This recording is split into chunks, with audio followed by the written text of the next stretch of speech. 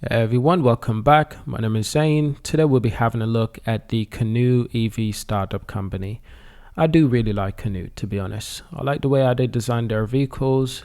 I just think they need a lot more funding because their production seems to be having a lot of delay and constraints, and that's not just because of supply issues around the world.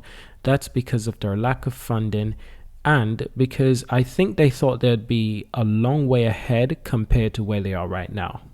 So I think they greatly overestimated their ambitions and their ability to deliver as promised, to be honest. And I think this is causing them a lot of problem because their shares are not doing particularly well right now, but also the company itself is also struggling to find fundings. And this is a company with a market cap of 812 million, which I think is really reasonable. It is really reasonable compared to where they are right now. If they were to sell, like if Apple were to buy this company, I think we'd be looking at a few billion, maybe 2 to 3 billion, possibly even 4, because of their amazing IP. IP meaning their intellectual properties, their vehicle, their design, everything that the company has and own. I think it's really valuable to anyone who's going to buy. So I think a company like Apple would obviously pay a few billion just to purchase Canoo and its IP. But I don't think Apple has to. Basically, what Apple is looking for is more engineers, just a lot more engineers. And because Canoo isn't doing particularly well, there will be people who are leaving Canoo and simply going to work for Apple. And Apple knows this, so Apple understands they don't have to buy Canoo. They can just wait and all their employees will gradually go to Apple. Apple has already began hiring people who previously worked for Canoo.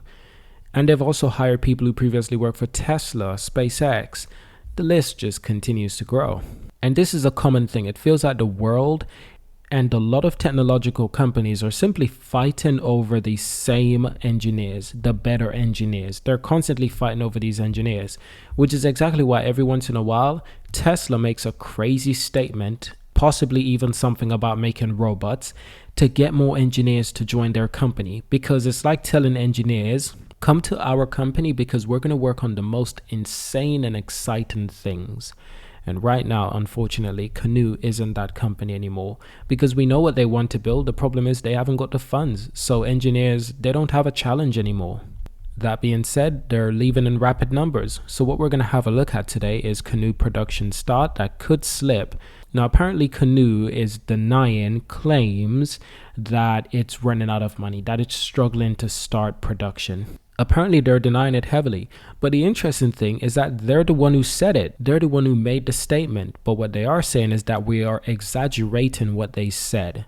And I want to understand this because what they said is not something to over-exaggerate. Now, I understand when people over-exaggerated Elon Musk saying that SpaceX could fail as a company. They don't get the new Raptor engines built. People over-exaggerated that. Even Elon over-exaggerated that. So it does happen in the world, in the media, in these industry. Aquila expects Canoo to be alive in 6 months, in 1 year, and hopefully far beyond. But the CEO says he's perfectly happy to get last-minute financing to keep Canoo going. In the earning report, Canoo said that it had 104 million in cash or cash equivalents on hand at the end of the first quarter, after spending 140 million in the same quarter, along with 600 million in an accessible capital. So just-in-time capital is part of the Aquila's personal philosophy. But furthermore, as it stands, Canoo is going full speed ahead with final testing on the LV. That's the lifestyle vehicle. Aquila insists the minibus light vehicle will be out later this year, and the company plans to build 23,000 Canoos in 2023. That's a big jump from zero, a huge jump from zero. I don't think they understand how difficult that's going to be. But in the auto industry, 5-digit production numbers are a drop in the ocean. They really are. Volkswagen sold over 250,000 vehicles in Europe alone in the first quarter of 2022. In 3 months alone, in only 3 months, take that into consideration. 23,000 vehicles a year is nothing compared to that. But if they do build at least 20,000 vehicles, I will be happy with that. That's better than building zero. That is better than building zero. That would honestly get them more funding. That would honestly reinstate confidence into investors and potential investors. So Canoo wants to offer realistic projections differentiating itself from landscape full of electric vehicle startup making outlandishly exaggerated promise like Canoo, like Rivian, like Lucid. Oh yeah, a lot of company make exaggerated numbers, including Elon Musk and Tesla. He makes exaggerated claims all the time that his companies are going to do amazing things in just a couple of years, and then we're still waiting on the Roadster and the Cybertruck. Tesla knew that they wouldn't be able to deliver the Cybertruck and the Roadster by now. They knew it, but they wanted to get us excited. We've been waiting for these vehicles for 4 years now, I believe, but they wanted to make us really excited for the future, and they wanted to get more software engineers working at their company. That's why they do these big publicity things. That's why they do this, to get more engineers. They're constantly fighting for engineers from other company. And whenever Tesla says, here's a Cybertruck, here's a Roadster, we're going to build robots, well, a lot more people just instantly start applying for a Tesla job because they like that challenge. They like to work for a company that's exciting. So apart from that, the CEO is just saying that it's greatly over-exaggerated, that they're going under, that they could fail as a business.